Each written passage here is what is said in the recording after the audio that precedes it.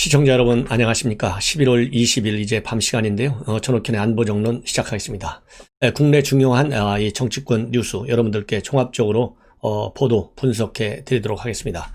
먼저 여러분들 조국하면 나쁜 사람인 거 다 아시죠? 쉽게 얘기해서 나쁘다는 얘기는 결국 말과 행동이 다르다는 얘기예요. 급할 때 한 말을 절대 지키지 않아요. 인사청문회 때 얘기한 여러 가지 사회와의 우리 국민과의 약속이 있습니다. 그 중에 하나가 조국이 가지고 있는 웅동학원 이거 사회에 환원시키겠다고 그랬어요. 자기 어머니가 이사장인데 이것도 내려놓겠다고 그랬어요. 그러나 웅동학원 안 내려놓고 있고 사회에 환원하지 않고 있고 어머니 이사장직 그대로 가지고 있다. 그리고 사모펀드 난리가 났었잖아요. 그 당시 코링크 프라이빗 에퀴티 펀드의 이 가족펀드 이 블루 코어 밸류업 1호죠. 거기에 14억 원을 투자했던 사실이 그 당시에 밝혀졌어요. 예. 그래서 이거 문제가 되니까 기자회견 할 때 전부 다 사회에 환원하겠다. 공익법인에 모두 기부하겠다. 이렇게 했는데요. 그러면서 사회에서 혜택을 제대로 못 받은 소외된 사람들을 위해서 쓰겠다. 이렇게 했는데 그 당시에도 이거 보여주기 쇼하는 거 아니냐 그랬더니 그렇게 비판이 있었는데 역시 쇼에서 시작해서 쇼로 끝났다. 예, 오늘 SNS를 통해서 밝혔어요. 뭐라고 밝혔느냐. 그거 전부 다 빵원이 됐다. 영원이 됐다. 예. 돈이 들어가 있는 게 사모펀드 가치가 사실상 이제 제로가 됐다는 거예요. 그래서 돈은 벌기는커녕 큰 손해를 봤다. 사회 환원할 돈이 없다는 거죠. 자, 어이가 없는 이게 바로 진보 좌파의 실상 중에 가장 큰 문제점이다. 이런 말씀을 드립니다. 자, 이제 서울시장 후보 국회도 이제 예산국회로 넘어가고 있고 중요한 일정 이제 입법 사항만 몇 가지 남았어요. 이러다 보니까 여든 야든 내년 서울시장 보궐선거가 뜨거워지고 있습니다. 지금 야권에서는 이 사람 저 사람 거론이 많이 되고 있는데요. 오늘 나와 있는 보도들을 보면 그동안에 이런저런 얘기들이 많았는데 결국 야당에서 여론조사를 해보니까 국민의힘에서 여론조사를 해보니까 오세훈 전 시장이 여론조사에서는 제일 많이 나오고 있다고 합니다. 그래서 국민의힘 중진들이 설득에 나서고 있다. 그래서 무상급식 투표 결자 해제하라.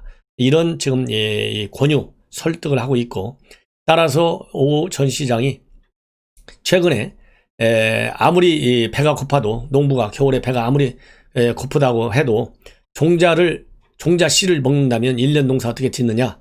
그래서 이 대선에 나가고 서울시장은 나가지 않겠다는 얘기를 은유적으로 표현한 바 있는데요. 당에서 계속 설득하니까 지금 현재 고민이 깊어지고 있는 상황이다. 제가 보기에는요.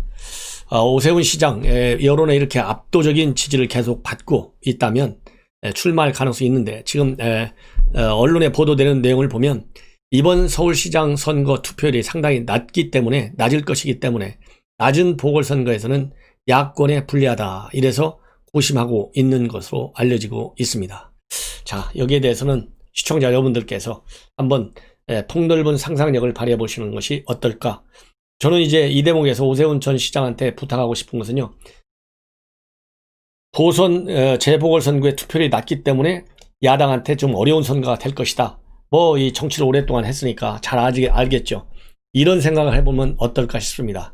지금 여당의 그리고 대통령의 지지율은 빠지는 추세로 가고 내년 4월이 되면 특히 빠질 수밖에 없어요. 부산 지역의 경우는 예외 있을 수 있습니다. 왜냐하면 가덕도 공항이라고 하는 그야말로 상상을 초월하는 선물을 내놨기 때문에 이 오거돈의 성추행 사건과 관련된 역전 현상을 말하자면 보완할 수가 있어요. 그런데 서울의 경우는 그런 게 별로 없습니다.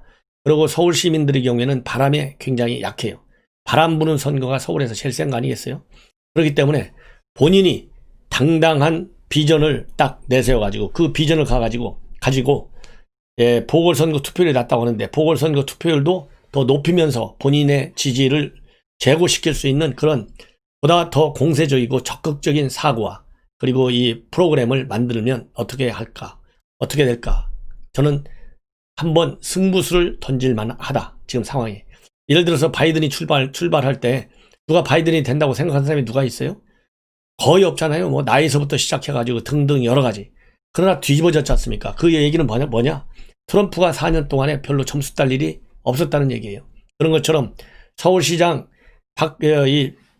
박원순 민주당한테 맡겨봤는데 별로 나온 게 없잖아요. 그리고 정말 엄청난 죄가를 남기고 딱 보궐선거를 하는 거예요. 그렇기 때문에 판을 뒤엎을 수 있는 그런 모멘텀이 왔고, 판을 뒤엎을 수 있는 컨텐츠만 딱 보여주면 보궐선거의 투표율, 통상 낮다고 하는 통설을 깰 수도 있다. 이번 그런 가능성이 바로 미국의 대선을 통해서 우리가 확인한 것이 아니겠느냐, 이런 생각이 듭니다. 예. 그 다음에 전현희가 참 희한한 이 결정을 내렸어요. 뭐냐면 당직사병 아시죠? 얼마나 난리가 났습니까? 그런데 이 당직사병 그동안에 공익신고자로 인정하는 문제에 관해서 굉장히 소극적이었어요. 근데 아들 일단 무혐의 처분이 9월 말경에 딱 됐잖아요. 지금 거의 2달이 다 돼가고 있어요. 그리고 이 아들 문제는 이제 쑥 들어가 버렸어요. 이제 검찰총장의 그런 이 가족과 관련된 비리 문제, 이 라임과 옵티머스 문제, 이런 것들로 초점이 완전히 바뀌었어요. 아들 얘기는 지금 나올래야 나올 수가 없어요. 이 아들 얘기가 나오려면 이제 고검에서 직접 재수사를 해야 다시 이 아들 문제가 떠올라요. 이렇게 되니까 슬그머니 당직사병 그 공익신고자 맞아, 공익신고자로 인정해, 이렇게 오늘에야 발표를 했다. 정말 이 정부 여당 뭐 이러는 거 우리가 다 알긴 알지만 지나치게 꼼수를 부리고 있고, 권익위 그야말로 참 큰일 났다. 국가 권익위는 그야말로 이 정치적인 색깔과 관계없이 오로지 국민의 권익만을 생각하는 유일한 기준을 가지고 일을 해야 되는데, 정치적인 가변적 요소를 맨 앞에 놓고 공익 제보자냐 아니냐를 판단하는 전현희 권익위원의 현실상 참 안타깝다, 이런 말씀을 드립니다. 그리고 오늘 서울 고법에서요, 굉장히 중요한 결정이 났어요. 전두환 전 대통령의 연희동 자택압류, 이것은 불법이다, 위법이다, 이렇게 해서 자택압류가 불가하게 됐습니다. 즉 본체와 정원의 경우에는 위법이다, 자택압류하는 것은, 이렇게 딱 결론을 내렸어요. 불법 재산이 아니다.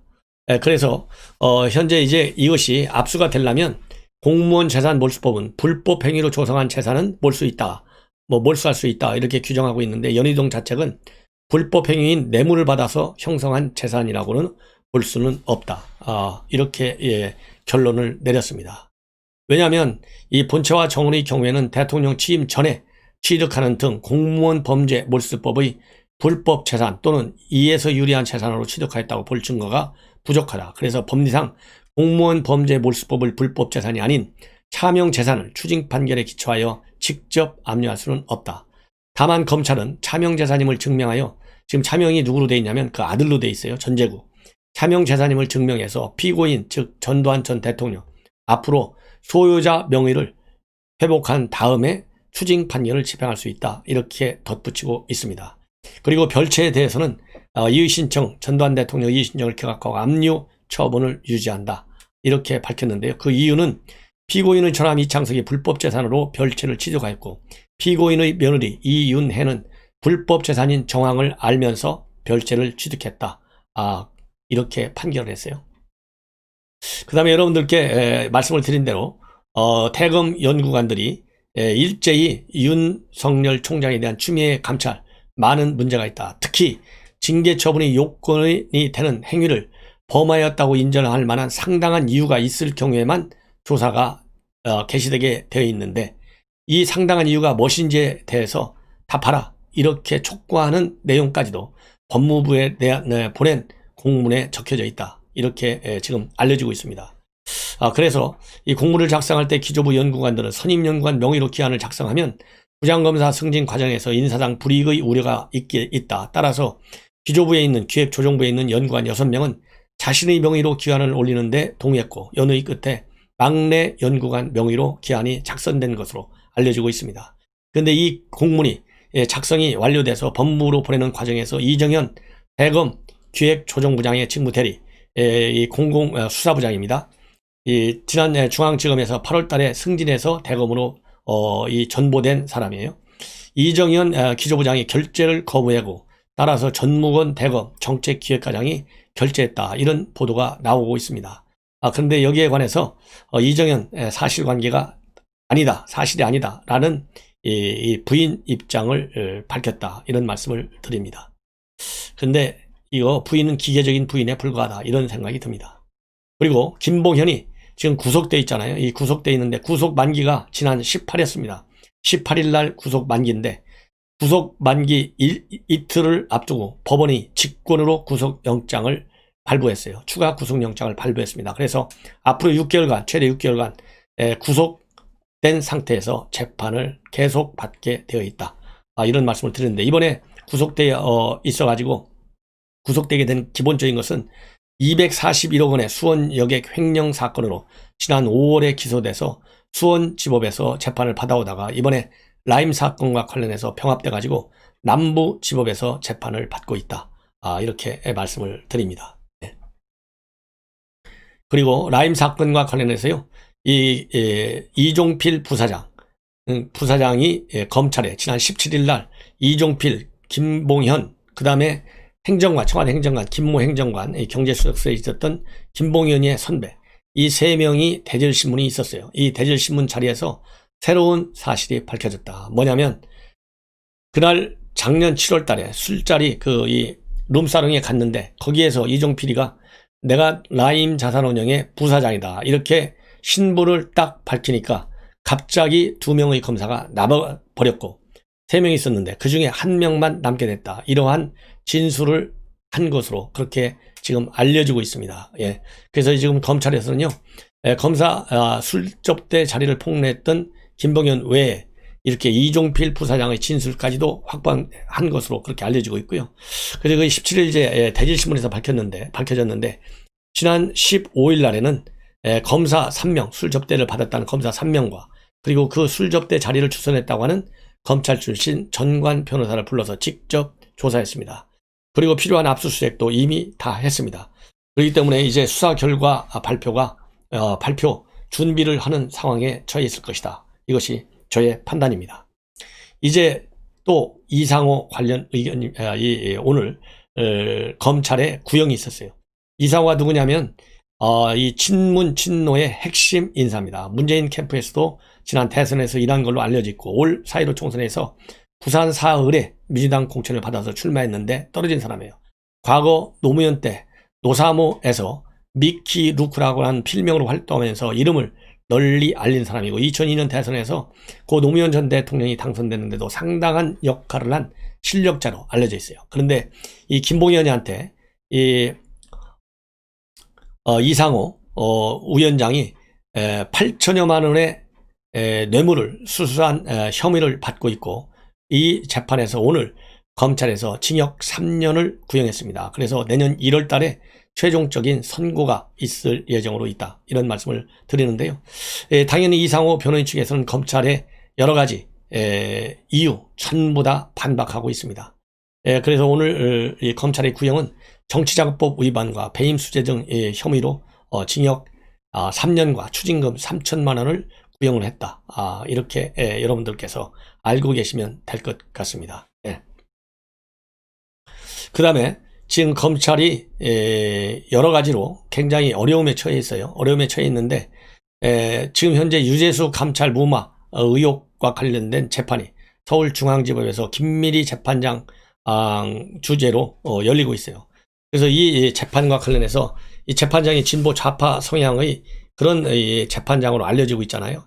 그렇기 때문에 검찰의 이런 이 유재수 감찰 무마 사건에서 굉장히 어려운 즉 수세적인 입장에서 이 공소를 지금 유지하고 있는데 이와 관련해서 굉장히 억울하다는 말을 뭘 빗대서 했냐면 똑같은 수사 검사가 하나는 김학의 사건을 수사했고 하나는 이번 사건을 수사하고 있는데 유재수 감찰 무마 사건 왜 유재수 감찰 무마 사건 수사하는 것은 믿지 못하고 지금 믿지 못하냐 김학의 사건 때는 잘했다고 그러고 이거 이해할 수 없다. 이렇게 지금 불만을 호소하고 있다. 이런 말씀을 드립니다. 그리고 오늘 부산 검찰에서는요. 부산시장에 대한 전격적인 압수수색에 나섰습니다. 그래서 오거돈 전 시장의 강제 추행과 관련된 혐의 이렇게 보완 수사에 나선 것이죠. 그래서 필요한 서류들을 전부 압수수색한 것으로 알려지고 있고 이 관련 부서 직원들을 상대로 현장 조사도 함께 진행한 것으로 알려지고 있다. 본래 이 오거돈 이 전 시장의 경우에는 이 경찰에서 직접 수사를 해서 검찰이 수사 지휘만 했었어요. 그래서 이제 경찰에서는 그동안에 쭉 수사를 해왔는데 10여 가지 범죄 혐의를 두고 수사를 벌였지만 경찰은 확실한 증거나 증인이 없다 이러면서 강제 추행 혐의만 적용해서 사건을 검찰로 넘긴 바 있어요. 그래서 지금 검찰에서 보강 수사 차원에서 압수수색을 했는데 검찰 다 넘어갔잖아요. 이 친정권 검사들한테 뭘 기대하기는 굉장히 어려울 것 같다 이런 말씀을 드립니다. 자, 추미애가 지금 현재 개인 비리를 이유로 핑계 삼아서, 핑계밖에 없죠. 이 비리가 뭐냐 물어보니까 공무상 기밀누설에 해당된다. 그래서 무슨 비밀인지도 얘기 안 하고 무대뽀적으로 무식하게 지금 윤석열 총장 감찰을 하려다가 일단은 브레이크가 걸려 있잖아요. 그리고 윤석열 총장을 검찰총장이라고 안 하고 대상자로 지칭하고 있어요. 이 얘기는 결국 이해하기 어려운 도를 넘은 모욕주기 차원에서 윤석열 총장을 쫓아내려는 것이다. 이렇게 지금 비판을 받고 있는데요. 어쨌든 간에 이번 수사와 관련해서 이성윤 충암지검장이 최근에 12월 전에 끝내라 이렇게 강력한 지시를 내렸다고 합니다. 그래서 윤 가족과 측근들에 대한 의혹 수사가 상당히 속도를 내고 있고, 그래서 일부 사건의 경우에는 가족과 측근 수사 이달 말 안으로 끝낼 수도 있다. 이런 얘기가 지금 나오고 있습니다. 그리고 추미애가 최근에 본인의 이 격려성 화해놓은 걸 전부 복도에 전시해놓고 있고, 그거를 SNS를 통해서 우리 국민들한테 홍보를 하고 있어요. 이거와 관련해서 여러 가지 해석들이 나오는데 결국 추미애가 윤석열 감찰 불법 논란과 관련해 가지고 감성 전략으로 선회하는 것이 아니냐. 그래서 이 페북에다가 몸도 마음도 지쳐 있다. 이렇게 어려운 자리인 줄 모르고 왔다. 이런 얘기를 하는 것이 이렇게 험난한 자리에 와 있다. 그렇지만은 소명으로 알고 받아들여서 끝까지 검찰 개혁을 완수할 때까지 버티고 일을 하겠다. 요렇게 지금 SNS를 통해서 밝히고 있어요. 이런 거는 결국은 이 핵심적인 부분, 즉 윤석열 총장에 대한 감찰의 대상이 뭐냐, 무슨 비리냐 이런 걸 밝혀야 될 거 아니에요. 그런 걸 밝히라고 하는데 밝히지도 않아요. 절차적으로도 많은 하자가 있어요. 추미애가 지금 굉장히 코너에 몰리고 있는 상황이다. 그러다 보니까 고의적으로 이러한 감찰 실시에 대한 직권남용 소지를 의식한 고의적 감성팔이다. 이런 비판이 지금 나오고 있다. 이런 말씀을 드립니다. 그리고 지금 현재 추미애가 여러 가지로 이 윤석열 총장에 대한 이 감찰뿐만 아니라요, 법무부에서 이 상법 개정안을 냈어요. 대주주 3% 룰을 만들어는 그러한 이 상법 개정안을 냈는데, 이 상법 개정안과 관련해서 대법원이 아주 확고하게 반대 입장을 표명하는 그러한 의견을 최근 국회에 제출한 것으로 그렇게 지금 확인이 되고 있습니다. 이 조선일보에서 단독 보도한 내용입니다. 그래서 이 내용 굉장히 중요하죠. 이거 가지고 김종인 비대위원장도 이 재계 인사들의 많은 요청을 받았지만은 여기에 대해서 3%를 필요하다 이런 입장을 가지고 있는 것으로 알려지고 있어요. 여야가 일부 상당히 공통적으로 해석되는 부분도 없지 않아 있긴 있는데요. 이 내용을 여러분께 말씀을 드리면, 정부 여당이 입법을 추진 중인 3법 개정안의 3% 룰 조항에 대해서 대법원이 사실상 반대한 것으로 알려지고 있습니다. 이 법원행정처에서 이 상법 개정안 소관 상임위인 국회 법사위에 제출을 했어요. 그 의견을. 결론은 신중한 검토가 필요하다. 맞지 않다. 요겁니다. 그럼 3% 룰이 뭐냐? 기업 주주총회에서 감사위원을 뽑을 때 대주주 의결권을 3% 이내로 제한하는 것을 말하는 겁니다. 그래서 정부가 발의한 상법 개정안의 핵심 조항으로 되어 있어요. 그래서 이 법무부가 지난 8월 3법 개정안을 발의하면서 감사위원의 선임 해임 시에는 대주주가 아무리 많은 지분을 갖고 있다 하더라도 최대 3%의 의결권만 행사할 수 있도록 제한하는 규정을 담아 놓고 있습니다. 그리고 감사위원은 원천적으로 다른 이사직과 분리해서 뽑도록 하는 분리선출 제도도 도입했어요. 근데 현행상법하고는 큰 차이가 납니다. 현행상법은 이사들을 먼저 선임한 후에 그 가운데서 이사 중에서 감사위원을 뽑게 돼 있어요. 그리고 이사 선임 때는 대주주 의결권에 제한이 없습니다. 감사위원을 선출할 때만 대주주 의결권이 3%로 제한돼요. 그래서 정부의 상법 개정안이 만약에 통과될 경우에는 대주주의 권한이 지금보다 크게 제한되기 때문에 재계에서는 이거 수정을 강력히 요구하고 있습니다. 그런데 이와 관련해서 3% 룰에 대해서 법원 행정처는 주주권의 본질에 반하여 주식 평등의 원칙에도 위배해야 되고 일주 1의견권 원칙에도 위배된다. 이런 입장을 국회에 전달하고 있습니다. 그리고 감사위원 분리 선출 방안에 대해서도 감사위원회 위원이 되는 이사의 분리 선임을 강제하면서 대주주의 의결권을 3%까지 제한하는 것이다. 그동안에 정부는 감사위원 분리 선출과 3% 룰에 대해서 대주주의 전횡을 방지하고 감사위원회의 독립성을 확보하는 방안이라고 했지만 대법원은 주주 권리 침해 가능성에 대해서 우려를 제기하고 있는 것입니다. 예. 그 다음에 또 이 법원 행정처는요, 기업의 경영권 방어 역량을 높이겠다면서 국민의힘 야당 의원들이 발의한 포이즌 필 도입 법안이 있어요. 이 포이즌 필은 즉 신주 인수 선택권입니다. 그래서 야당 의원들이 제기한 이 포이즌 필 도입 법안에 대해서는 적대적 M&A의 역기능을 억제할 수 있다. 이런 긍정적인 측면이 있다. 이렇게 받아들이는 입장으로 나오고 있습니다. 그래서 포이즌 필은 비상시에 기존 주들이 시가보다 싼 가격에 신주 지분을 매수할 수 있게 해줘가지고 적대적 M&A 세력의 지분을 일시에 희석시키는 제도입니다. 그래서 정부는 포이즌 필 도입에 반대하고 있어요. 그런데 법원 행정처는 이 적대적 M&A는 무능하고 비효율적인 경영진, 해임 등 순기능은 있지만은 실질적으로 이 적대적 M&A가 있을 경우에 우리 기업에 말하자면 이 해외 이 투기 세력에 넘어갈 수도 있잖아요. 그런 거를 막을 수 있는 긍정적 기능을 인정해주고 있다. 그리고 그러면서 이 법원 행정처는 민주당 의원들이 발의한 상법 개정안 일부 내용에 대해서는 반대 의견을 내놓고 있습니다. 뭐냐면 박주민 의원 등이 낸 안인데요. 복수의 이사를 선출할 경우에 여러 표를 한 후보에게 몰아줘 가지고 특정인이 선출되도록 하기 위한 집중투표제 의무화 안을 발의했어요. 여당 의원들이. 그런데 이와 관련해서 법원 행정처는 투명성 제고란 긍정적인 측면이 있긴 있지만 입법 예가 러시아, 멕시코, 칠레 등 극소수에 불과하고 유럽 국가들과 미국 대부분의 주에서는 아예 실시하지도 않고 있다. 따라서 여당 의원들이 얘기한 집중투표제 의무화 법안에 대해서는 반대 입장을 내놓고 있습니다. 그리고 이 박용진 의원이 발의한 전자투표 의무화 제도에 관해서도 전자투표가 불필요한 소규모 회사에도 강제하는 경우 이것은 불합리한 조치가 될 수 있다.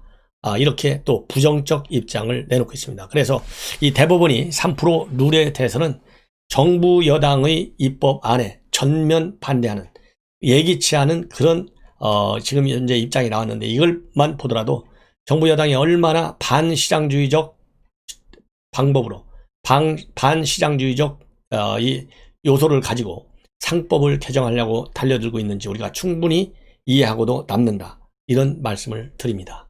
시청자 여러분, 이것으로 제 방송을 마치겠습니다. 많은 시청 당부드립니다.